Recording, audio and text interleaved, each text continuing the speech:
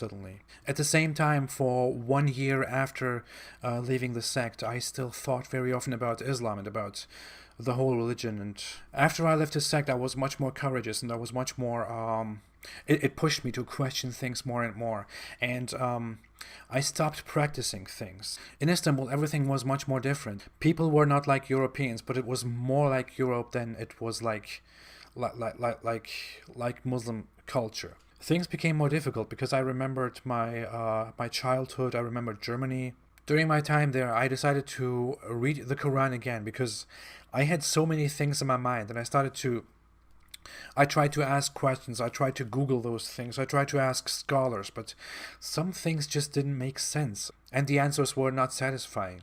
I thought about all those things, and while I read the Quran, I came across the wife beating thing again. It was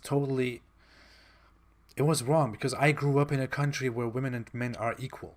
In Germany, I thought more and more about things, about the contradictions in the Quran. I thought about the fact that the Quran tells a story of where a guy goes to the west and finds the sun sinking in a muddy spring.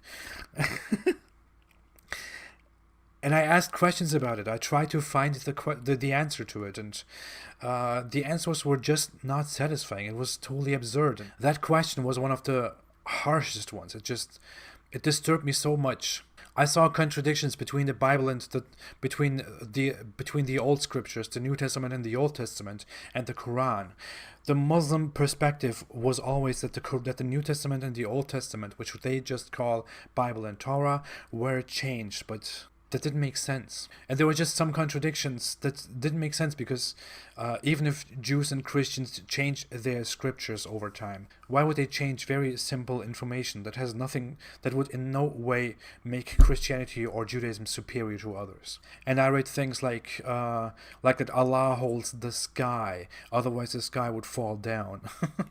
And the Quran says many times that the end times are very near as it was never before. Well, it's been 1,400 years. The Quran condemns believers of other religions.